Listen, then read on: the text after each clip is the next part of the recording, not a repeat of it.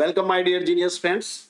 स्वागत है आपका आपकी फेवरेट चैनल बोधी ट्री में। Friends, today we are going to study the topic number 2 of social science of standard 10. So it is going to be a very interesting video. So before the beginning of the video, let me tell you one thing. What is the importance of history? कि हम लोग history क्यों पढ़ते हैं? Okay, कई बार आप लोगों के दिमाग में आता होगा कि ये जो हिस्ट्री यानी जो पास्ट की चीज है जो बीत चुकी है, then why should we bother about it? हम उसकी चिंता क्यों करें? But it is not so.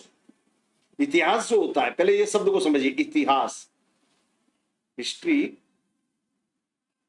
ये शब्द आया है हिस्टोरिका से। एक ग्रीक ऑथर हुए जिनका नाम था Herodotus. He is known as father of history, यानी इतिहास का पिता इन्हें कहा जाता है।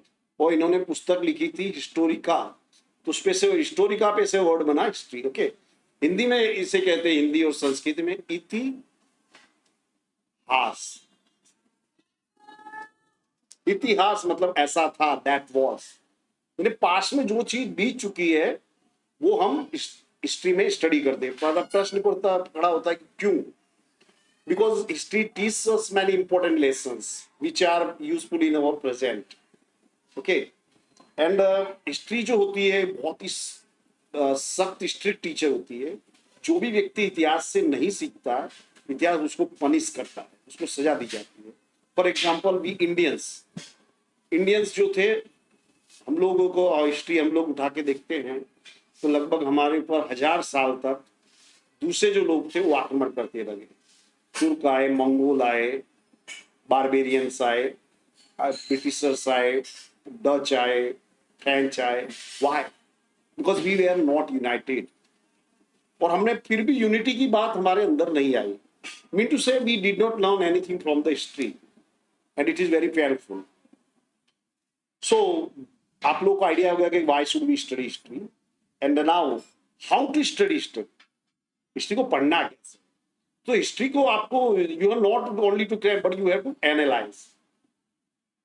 आप उसको एनालाइज करो, जो भी इंसिडेंट होता है उसको एनालाइज करो कि ये जो इंसिडेंट हुआ है ये क्यों हुआ।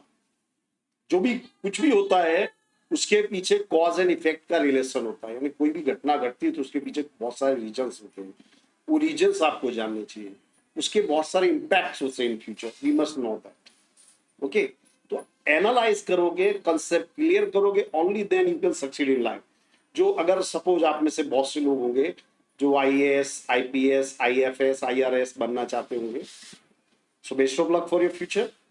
तो उसके लिए आपको हिस्ट्री को बहुत इंपॉर्टेंस देना पड़ता है। ओके, तो हिस्ट्री को आपको पढ़ने का, हिस्ट्री नहीं, not only all history but कोई भी चीज है, कोई भी any subject, if you want to learn it, if you want to master it, then you must analyze it and the concept of the topic of the subject must be clear in your mind. Okay, that is the only way to learn anything. Okay, so now let's start.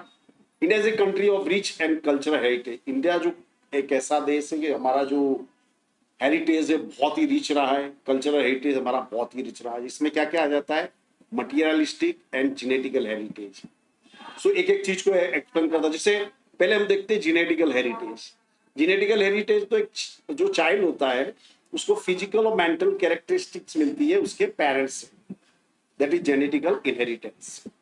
For example south Africa में कोई बच्चा पैदा होगा तो उस स्वाभाविक है कि उसका जो कलर होगा ब्लैक होगा। ओके, चाइना में पैदा होगा तो उसकी आंखें छोटी होगी। So that is genetical inheritance. Mental characteristics भी मिलती है। जैसे अफगानिस्तान में तालिबान में कोई बच्चा पैदा होगा तो इट इज ट्रू कि वो आतंकवादी ही होगा, that is mental characteristics. Hindu गर्भ फैमिली में कोई बच्चा पैदा होगा तो जनरस होगा, जो ह्यूमैनिटी को इंपॉर्टेंस देने वाला होगा, वसुधैव कुटुंबकम की भावना को आगे बढ़ाने वाला होगा। Why? Because these things we get as genetic inheritance.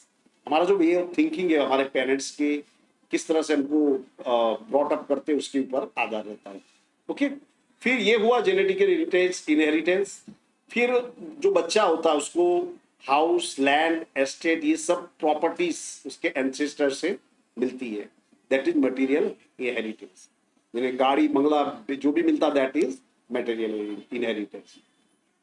इसी तरह जो ह्यूमन बींग है वो अपने इंटेलेक्ट स्किल से जो भी क्रिएट करते हैं दैट इज कल्चरल हेरिटेज।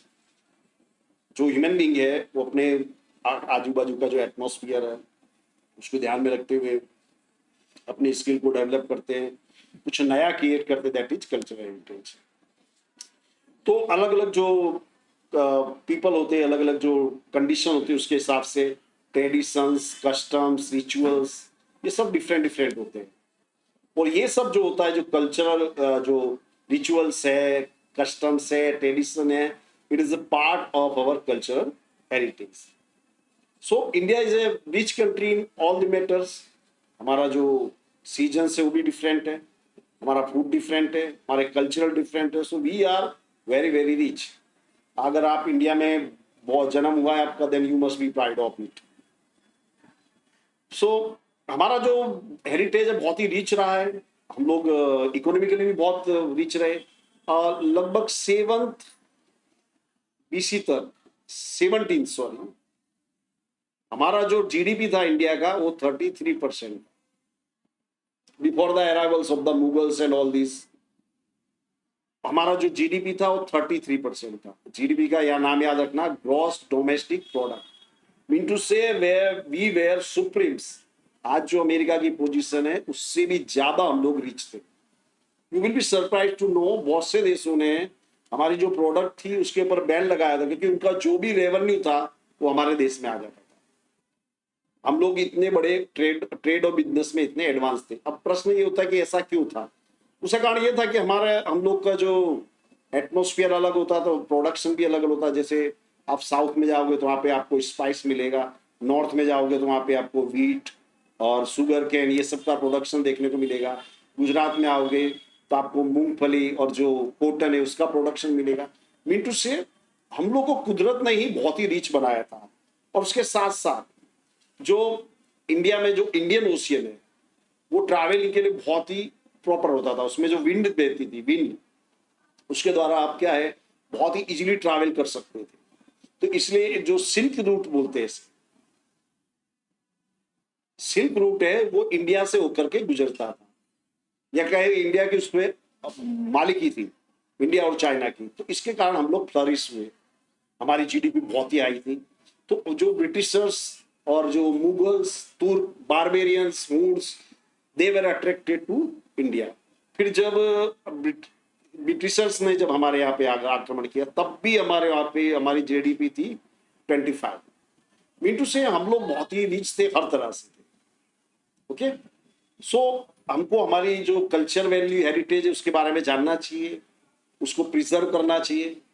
हमारे जो रेफरेंसेस है, जो बुक्स है, पुराण वगैरह है, उसमें 64 आर्ट्स को मेंशन किया गया। और भगवान कृष्ण, इनको हम पूर्ण अवतार कहते हैं भगवान कृष्ण को, क्योंकि वो 64 कलाओं के बारे में जानते थे। वो भगवान कृष्ण ने जब कंस का वध किया तो उन्होंने अपने नाना को शासन सौंपा और वो महर्षि सांदीपनि के आश्रम में गए। Because he knew to rule you must have the proper and appropriate education. To get the education he went to the ashram of Maharshi Sandipani. तो ये भगवान कृष्ण का ये इंसिडेंट बताता है कि आपको अगर अपना कुछ भी डेवलप करना हो, you must be well educated. तो हमारे यहाँ पे बहुत से हैंडीक्राफ्ट्स ये सब के बारे में है, उल्लेख करने को मिलता है, इसके बारे में हम लोग सीखेंगे। जो हमारी 64 आर्ट्स है उसमें से कुछ आर्ट्स के बारे में हम लोग सीखेंगे। यहाँ पे एक ये और याद रखिए, जैसे कि योगा, 21 जून को हम वर्ल्ड योगा डे मनाते हैं। ये MCQ में पूछा जा चुका है, ये याद रखना। जो इंपॉर्टेंट चीज है मैं उसको अंडरलाइन करता हूँ। तो अब आप भी जब बुक पढ़ने बैठो फ्रेंड्स, तो जो भी इंपॉर्टेंट चीज है उसको पेंसिल से अंडरलाइन करना है। तो अंडरलाइन करने से क्या होता है कि इट बिकम्स इंपॉर्टेंट और वो आपके माइंड में छप जाता है। इफ पॉसिबल उसको लिखिएगा भी। ओके, तो इंडिया का जो कल्चर है वो कैसा रिच एंड वेरिड है। इसमें हम अलग अलग जो आर्ट और आर्टिजन्स के बारे में पढ़ेंगे।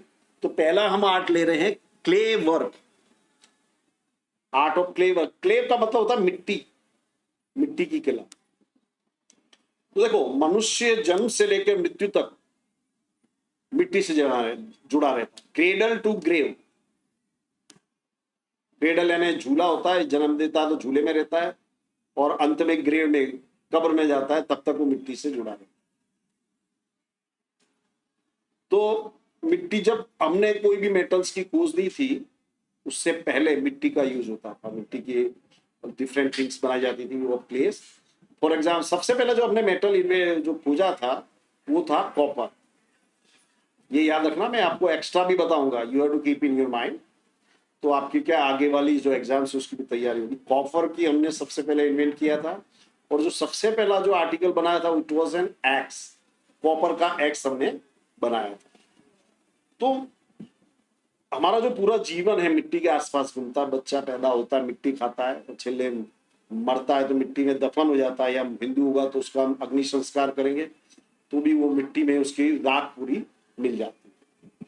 सो मेटल के इन्वेंशन से पहले जो क्ले के जो यूटेंसिल्स से उसका यूज करते थे, हम क्ले से बनाते थे toys, pots, pitchers, earthen lamps, clay stove यानी चूल्हा बोलते हैं ना आप उसे, अर्थन लैम्प यानी मिट्टी का दिया, पिचर, घड़ा, पोट, ये सब हम लोग बनाते थे।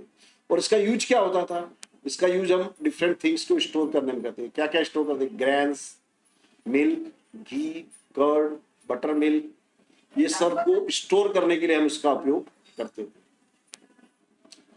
जो मैक्सिमम जो हमारे जो किचन वेयर्स थे they were made of clay, और जो घर की दीवारें थी they were also made of clay, जैसे कुबास बोलते जिसको, कुबा यानी मिट्टी के मकान बनाते थे।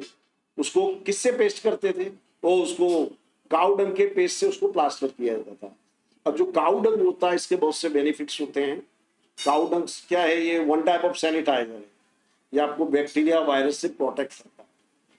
इसलिए घर की दीवारें और जमीन को लीपने के लिए काऊ डंग पेस्ट का उपयोग करते हैं। मिट्टी और काऊ डंग का पेस्ट बना के उससे लीपा जाता है। फिर जैसे मोहेंजोदड़ो और लोथल में हमको बहुत से जो रेड क्ले होती है उसके यूटेंसिल्स हमको देखने को मिले। और जो पोटर्स व्हील होता है इसको बेस्ट डिवाइस माना गया है, क्योंकि पोटर्स व्हील जो था उसके बाद हमने क्ले के जो पोट्स बनाए, और उसने बहुत बड़ा रोल प्ले किया in the development of the human culture. आज भी देखो जो गरबा होता है वो आज भी क्ले का बना होता है। गरबा क्या होता है ये इसके बारे में हम लोग आगे देखें। गरबा क्या, एक पोट होता है जिसके अंदर हॉल होते हैं, उसके अंदर अर्थन लैंप रखा जाता है, उसको सर पे रख के डांस करते हैं, that is garba. So India जो था ये बैग्ड यूटेंसिल और बैग्ड क्ले के लिए बहुत ही फेमस था। बैग्ड और अनबैग्ड, अनबैग्ड क्ले को हम टेराकोटा बोलते हैं। अपने जो मिट्टी के घर गमले वगैरह होते हैं आपके घर में वो अनबैग्ड टेराकोटा के होते हैं। फिर हैंडमेड यूटेंसिल्स के हमको नागार्जुन कोंडा, ये साउथ इंडिया में है, लांगड़ा ये महसाणा में है, वहां पे हमको इसके एविडेंस देखने को मिले हैं। ये बताता कि we were totally art of weaving. What is weaving? तो as I have told you कि हमारे देश में कॉटन का बहुत बड़े पैमाने पर प्रोडक्शन होता था। तो कॉटन का बॉल होता है, उसमें से थ्रेड बनाते हैं। कॉटन का पीस लेंगे, उसमें से थ्रेड बनाते हैं, उसको उसको आर्ट को हम बोलते हैं spinning. What is spinning? The art of making long thread using small pieces of cotton from cotton balls and joining them together is called art of spinning. और आप जैसा कि हम लोग जानते हैं, आप साबरमती आश्रम में जाइए, गांधी आश्रम में, तो वहां पे आपको चरखा देखने को मिलेगा। एंड गांधी जी ने उस चरखे का उस वीविंग के रूप में उपयोग करते थे, और उसने इंडिया को इंडिपेंडेंट बनाने में बहुत बड़ा रोल प्ले किया था। नाउ हैंड वीविंग, तो सिंस एशियन टाइम इंडिया जो है उसकी टेक्सटाइल के लिए बहुत ही फेमस था। इसमें एक फेमस कपड़ा आता मसलिन, जिसे हम हिंदी में कहते हैं मलमल, ये बहुत ही फेमस होता था। जो ग्रीक में जो ममीज होती थी उनको ढांकने के लिए मसलिन को वो लोग इंडिया से इंपोर्ट करते थे। और सबसे बड़ी बात क्या थी, ये इतना सॉफ्ट होता था, डेलिकेट होता था, इतना महीन होता, पतला, कि पूरा जो ताका ताका यानी पूरा एक रोल, कपड़े का रोल, वो एक रिंग में से पास हो सकता था, या फिर हम उसको एक मैच बॉक्स में रख सकते थे, इतना महीन होता था। मीन टू से कि हमारे जो आर्टिजन्स थे इतने एक्सपर्ट थे that you can not imagine even in this world of technology, इतने एडवांस थे। इसके साथ साथ हम लोग जो कारपेट जिसे कहा जाता है गलीचा, वो भी बनाया जाता था हमारे यहाँ पे, और दूसरी बहुत सी चीजें बनाई जाती थी डेकोरेशन की। इसमें एक चीज और है, पटोला और पाटन, ये एक प्रकार की साड़ी होती है, इसके बारे में आगे देखेंगे। कांजीवरम ये वन टाइप ऑफ साड़ी है जो साउथ अफ्रीका, साउथ में बहुत फेमस है, साउथ इंडिया में। बनारसी साड़ी ये नॉर्थ इंडिया में बहुत ही फेमस होती है, नॉर्थ इंडिया की प्रोमिनेंट क्लोथ है। बांदरी it is famous in Rajasthan. यानी अलग अलग जो हमारे देश में जो अलग अलग जो रीजन्स है, वहां पे अलग अलग तरह के कपड़े पहने जाते थे जो बहुत ही फेमस हुए, और फिर वो पूरी इंडिया में फैल गए। अब हम सीखेंगे, अभी now we are going to learn about Patola.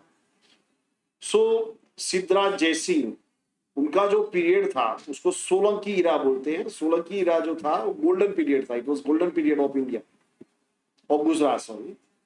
तो during his reign he brought many artisans, artisans यानी वीवर्स, टू पाटन।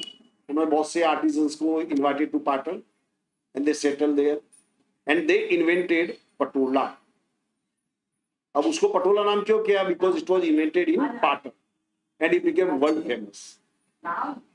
ये जो आर्ट है even 850 years old, and only a handful of artisans have the skill of such a complicated and time consuming art. ये बहुत ही time consuming होता है and it is very costly. जो simple आप साड़ी लोगे वो भी 50,000 के लगभग। Now you can imagine it is totally art, piece of art. उसको हम बोलते हैं बेवड़ित बोलते हैं। तो इसमें क्या, उसकी क्या विशेषता थी पटोला की? इसको आप दोनों तरफ से प्रिंट सेम दिखता था, इट वाज लॉन्ग लास्टिंग, उसके जो कलर होते थे वो फेड नहीं होते थे। उसके बारे में कहा जाता था, ये कहावत है गुजराती में, पड़ी पटोड़े भात आटे पड़ पीटे नहीं, यानी कि आपका कपड़ा फट जाएगा पर उसका जो कलर है वो फेड नहीं होगा, कलर बिल्कुल नहीं जाएगा। Now art of embroidery. Embroidery ये गुजरात में बहुत ही पॉपुलर है। गुजरात में घर घर में ये एम्ब्रॉयडरी वर्क करते हुए लोग देखने को मिलते हैं। तो आज भी देखोगे, आज मशीन का यूज हो रहा है। The work of embroidery can be seen on the clothes of the idols and statues which were found during the excavation of Harappa and Mohenjodaro. Harappa Mohenjodaro में हमने जो आइडल्स निकाले, उनके जो क्लोथ्स है उस पे भी हमको एम्ब्रॉयडरी का वर्क देखने को मिलता है। The art of weaving on the clothes of men, women and children is very famous from ancient time. Ancient time से ये बहुत फेमस है। और कुछ पर्टिकुलर एरिया से वो तो बहुत ही फेमस है, जैसे सौराष्ट्र, कच्छ, सिंध, ये एरियाज जो हैं ये उसके लिए बहुत ही फेमस है। इसके अलावा एम्ब्रॉयडरी के अलावा बांधनी और जामनगर, जयपुर, भुज, मांडवी, ये याद रखो खास।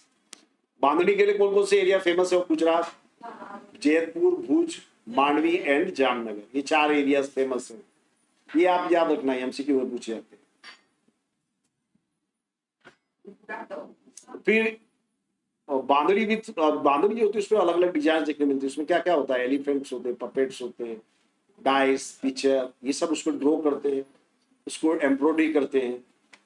और कच्छ में एक एरिया है जत और बन्नी, वहां की एक कम्युनिटी रहती है, उसका नाम है जत। वो एम्ब्रॉयडरी के लिए बहुत ही फेमस है, याद रखना। जत community of Banni area of Kutch is unique in itself. ये वो एमसीक्यू में कई बार पूछा जा चुका है। जत कम्युनिटी याद रखना, बन्नी एरिया याद रखना, ये एम्ब्रॉयडरी के लिए बहुत ही फेमस है।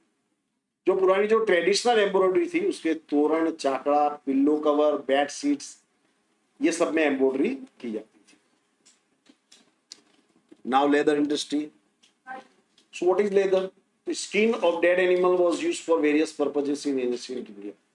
डेड एनिमल्स होते थे, उनकी स्किन को निकाल करके उसको प्रोसेस करके फिर उसका डिफरेंट यूज में, डिफरेंट काम में यूज करते थे। It was leather industry.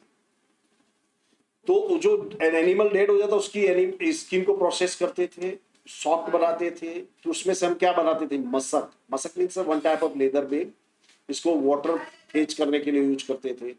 इसके अलावा कॉस, ड्रम, ढोलक, तबला, बेलोस, बेलोस यानी आपने देखा होगा कि जो ब्लैक स्मिथ होते हैं लोहार, वो लोहे को गलाने के लिए इसका उपयोग करते थे, दैट इज बेलो। इसके अलावा फुटवेयर, बेल्ट, ये सब हम लोग लेदर से ही बनाते थे। Well knitted mojari of Rajasthan, shoes, leather knitted purses, belts, things made out of leather for horse and camel like saj, palan, लगाम and whip were very much in use.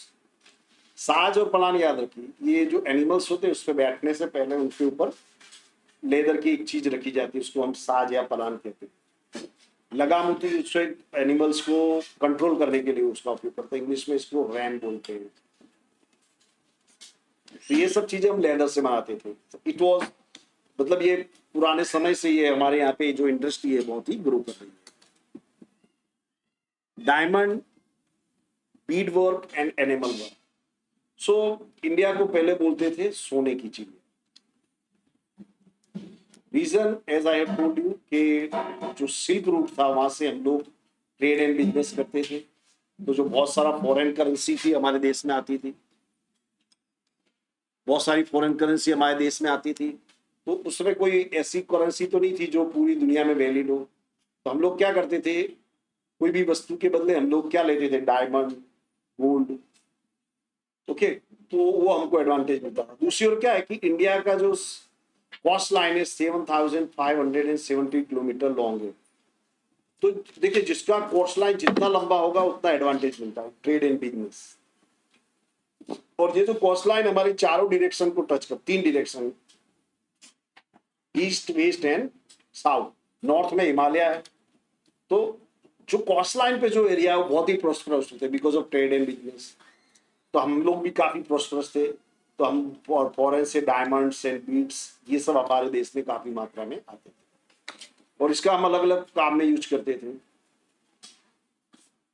और उसमें याद रखना, 2 इंडिया के बहुत ही फेमस डायमंड थे, कोहिनूर एंड गेट नूगल। कोहिनूर को याद रखना, कोह ए नूर। कोह मीन्स माउंटेन, नूर means light, the mountain of light, इस तरह से उसको नाम दिया गया। ये बहुत ही फेमस डायमंड था। ये इंडिया से फिर आज ब्रिटेन के पास में है ये Kohinoor. As Indians are fond of diamonds and beaded ornaments, variety is found in great deal. So India के जो किंग्स थे, जो रिच पीपल थे, वो बीडेड डायमंड ऑर्नामेंट्स का उपयोग करते थे। यानी जो ऑर्नामेंट्स होते थे उसमें डायमंड और बीड को स्टड किया जाता था। डायमंड, रूबीज, बीड्स, एमरल्ड्स, टोपाज, ये जेम्स के नाम है। were used to adorn and beautify the thrones and crowns and jewelry like bracelet and garlands, etc. तो ये जो हमने जो जेम्स देखे, इनसे हम लोग थ्रोन यानी सिंहासन, क्राउन यानी मुकुट, ब्रेसलेट, रिंग, ऐसी जो ज्वेलरी थी उसको हम डेकोरेट करते थे। Beed work is also found prominent in Gujarat. Gujarat में भी बीड वर्क काफी फेमस था। तोरण, पची, कोट, बारी, चाकड़ा, all these things were made by these beads। यानी जो रिच लोग होते थे तो बीड्स से ये सब चीजों को डेकोरेट करते। India has been a leading country in jewelry since time immemorial. India is the only country in the world where expertise can be seen in enamel work. ये enamel work को याद रखिए। enamel work क्या है? तो जो gold होता है, गोल्ड और सिल्वर के ऑर्नामेंट्स होते हैं, उनमें कलर भरते हैं, दैट इज एनिमल वर्क। ये आर्टिजन से ये खाली आपको इंडिया में ही देखने को मिलेगा। Enamel work means the artist skill of inlaying the bright colours like red, green, blue, gold, silver ornaments like ring, bangle, earrings, keychain, chain. ये जो ऑर्नामेंट्स होते हैं इनमें हम जो रंग भरते हैं, इस आर्ट को हम बोलते हैं एनिमल वर्क। इसके जो आर्टिसन है आपको कहाँ देखने को मिलते हैं याद रखना, जयपुर, दिल्ली, लखनऊ, वाराणसी एंड हैदराबाद। ये 5 प्लेस जो है एनिमल वर्क के लिए फेमस है।